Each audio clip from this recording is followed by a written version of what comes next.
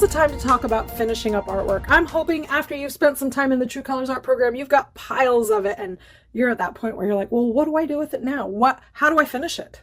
And that's what we're going to talk about right now, is finishing the artwork, putting your final signature on it, and varnishing it. So I love to just use pens. Trying to sign my name with paint just doesn't seem to work.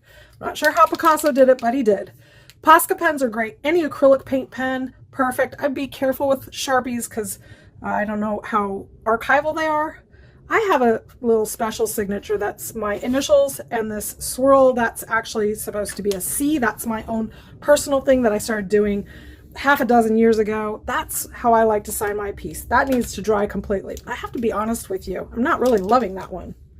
And while it's still wet, if you signed it and you don't love it, get yourself a baby wipe and really quick, whoop, and it's gone. I know, isn't that like so crazy that you would sign your signature and not love it? That happens to me all the time. So I thought I'd let you know, you have a way out.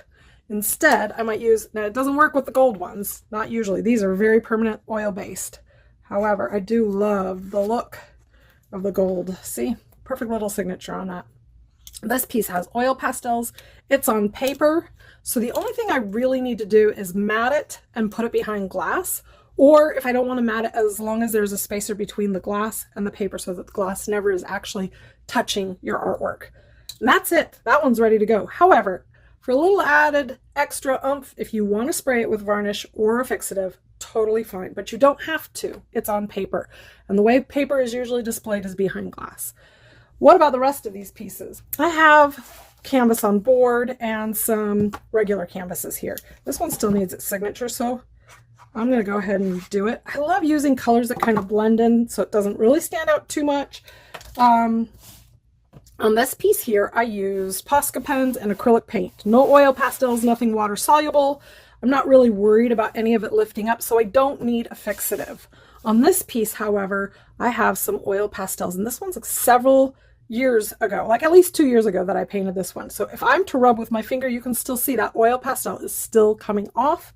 That means it's never been fixed properly.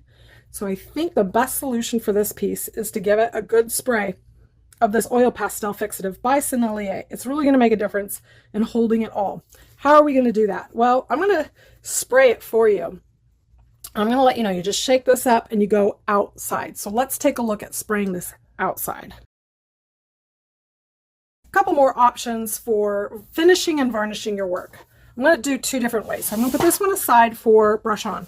For this one, it doesn't need a fixative. We can just do a spray on varnish. And I have a couple different varnishes here. I have Krylon and I have a Grumbarker, which is both, it says it's a varnish and it can also be used as a fixative, but that one's matte, this one's satin, and this one is a shiny one. This is Kmart varnish. I will tell you, out of all of these, this is the one that I would turn to first because it says UV archival varnish. And you know what happens when you have a UV spray is it keeps your artwork from fading. So if it's ever placed somewhere on the wall with the sun shining on it, it's going to fade a lot less than when you use the others. These are all still really good products. You know, you can see they're both by Krylon, Kmart. The truth of the matter is they're very smelly. So you have to be careful. Again, go outside, put a mask on, leave the work outside. And I'm going to give you a little demo on how I spray it to finish it. And then we'll be done with our spray part. All right, artists, last but not least, let's talk about brush on varnish. This is actually my favorite way to finish my artwork. That would be with a gloss varnish by Liquitex. There are golden brands, there's plenty of other options. You can go for satin, which will be a little less shiny, or matte, which will be completely dull. But for some reason, I just really love the gloss. That's a personal preference. You can go ahead and brush this straight onto your canvas with no other need to do anything, as long as whatever's underneath is fixed in place. However, if you want to do it properly, this is the proper way to do it. We will first make an isolation coat. What is an isolation coat? Well, you take a polymer medium, which is the base of all acrylic paints, or a matte medium. It's your choice, whatever you have on hand. And you add a little bit of water. Hey, look, this is an easy way to add water. I'm going to do about half and half. And what we're doing is we're creating a coat that goes between the paint and the varnish. That means in 50 or 100 years from now, when the painting is dirty, you can have that gloss varnish or whatever kind of varnish you have taken off completely and clean the painting and reapply. So this isolation coat is basically creating a barrier between the finished product and our varnish. Even if you're doing a spray varnish, sometimes this is a good idea, but this is really an extra step that's not absolutely essential, especially if you're just, you're just creating the artwork for yourself. Don't worry about this step, but I wanted to tell you everything that was necessary. Now, if this was oil pastel, you would want to use a spray fixative first, and maybe even 2 coats of spray fixative. But since it's Posca pens, that's all I needed to do. So I've got that completely covered with an isolation coat.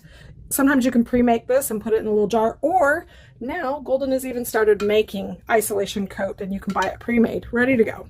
We're gonna let this completely dry, and then you're gonna brush on gloss varnish. So you notice I only went across it a couple times. You don't want to keep going back and forth because it can kind of make it cloudy. So one way and another, call it done, let it dry, and then we'll come back for our varnish.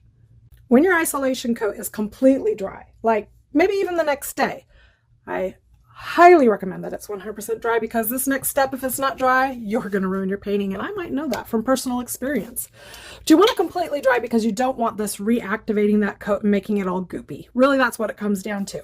And you really want to make sure you have a clean brush. If there's any paint on your brush at all, it's going to pick it up, and this final coat, that's it. It's done. It's covered. It's colored.